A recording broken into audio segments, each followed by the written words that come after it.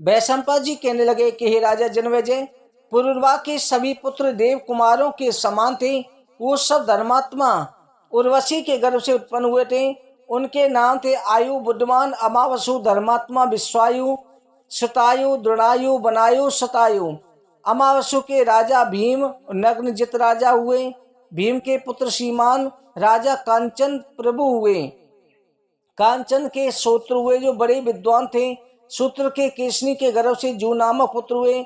उन्होंने सर्वमेध नामक महायज्ञ किया था, जिससे बहुत बड़ा अन्न होता है।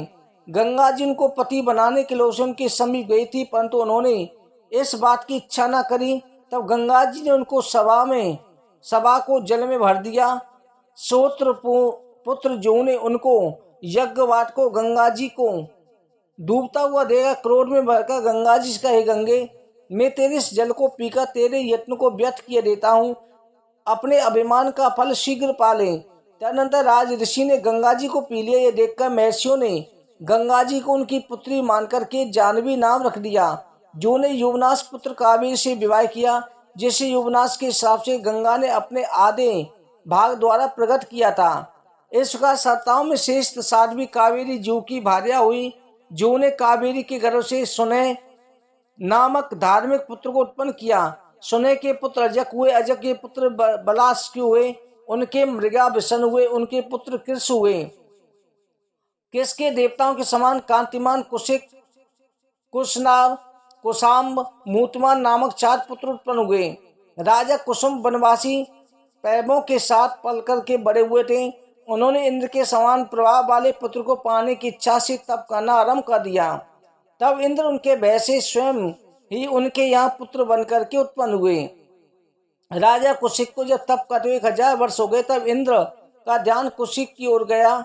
1000 नेत्रों वाले पुरंदर इंद्र ने राजा को अतिगुरु तप करते देखकर, पुत्र उत्पन्न करने में समर्थ देखकर काकी में अपने अंश को स्थापित कर दिया। इसका देवेंद्र सर्वोत्तम कुशिक के पुत्र बने। इसका इंद्र स्वयं कुशिक के पुत्र होकर कौशिक गादी बनकर के उत्पन्न हुए। राजा कौशिक की पत्नी पुरुष कृत की पुत्री थी। उसके गर्भ से गादी का जन्म हुआ।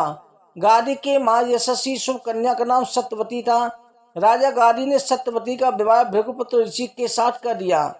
सत्यवती के स्वामी भृगवंशी ऋषि ने अपनी पत्नी के ऊपर प्रसन्न होकर उसको गादी के ऊपर गादी के लिए चरु बनाने का बहुत अच्छा ज्ञान दिया। तब सत्यवती के स्वामी भृगवंशी ऋषि ने सत्यवती को कहा कि इस चरु का उपयोग करना और दूसरे चरु का उपयोग अपनी माता के लिए करना।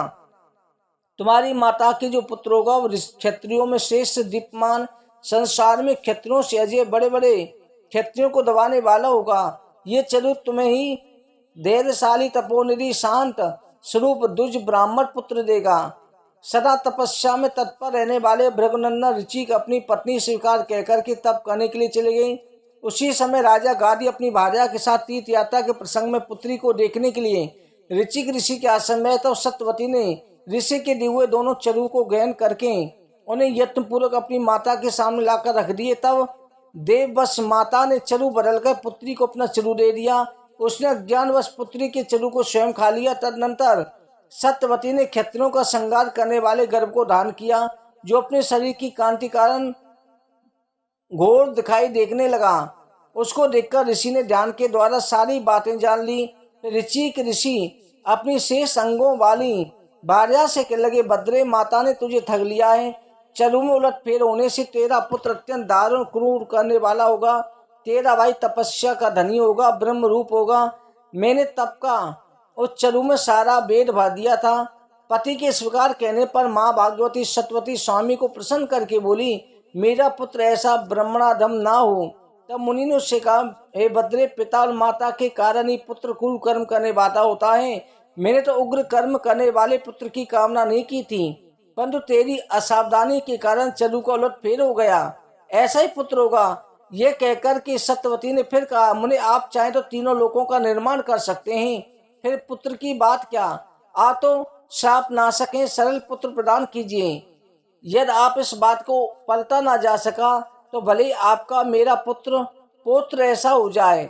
ये सुनकर के उन्होंने अपने तपोबल से उसके ऊपर अनुग्रह किया। हे भद्रे, मैं पुत्र पौत्र कुछ भेद नहीं समझता, तूने जो कहा है वैसा ही होगा। तदनंतर सत्यवती ने भृगवंशी जगदम्बी को जन्म दिया, जो तपस्या पारण जितेंद्रिय सम मनोनिग्रह में संपन्न थे।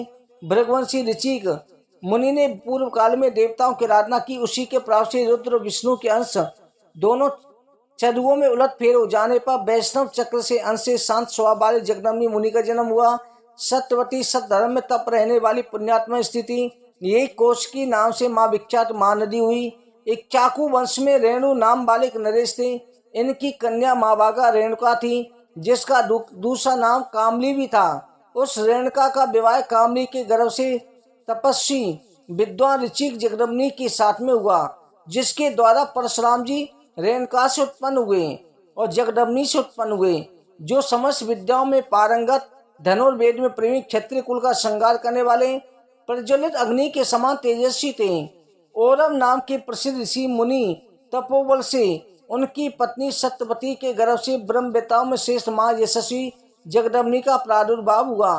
ऋचिक के मझले पुत्र शनै शनै, छोटे पुत्र सुनचिप हुए। कोश का नंदन महाराज गादी से विश्वामित्र को पुत्र रूप में प्रकट किया, जो तपस्वी विद्वान और शांत थे। वो ब्रह्म ऋषि की समता पाकर सप्त ऋषियों में प्रतिष्ठित हुए। धर्मात्मा विश्वामित्र का दूसरा नाम विश्वरथ भी था। वो कुशिक वंशी राजा गादी के यहाँ भृगवंशी ऋचिक मुनि कृपा से उत्पन्न हुए। उनके वंश का विस्तार सुनो। विश्वामित्र के देवरात आज बहुत से पुत्र कहे गए हैं, जो तीनों लोकों में विख्यात है। उनके नाम सुनो। देवश्रवा कात्यायन गोत्र के प्रवर्तक कृति हरिणाक ये तीनों शालवती के गर्भ से उत्पन्न हुए। उनकी दूसरी स्त्री का नाम रेणु था, जिससे रेणुमान, संस्कृति, गालव, मृगुल, मुस्किन, जय और देवल उत्पन्न हुए। अस्तक दुष्मंती माधवी का पुत्र कच्छप और हरित विश्वामित्र के पुत्र हैं।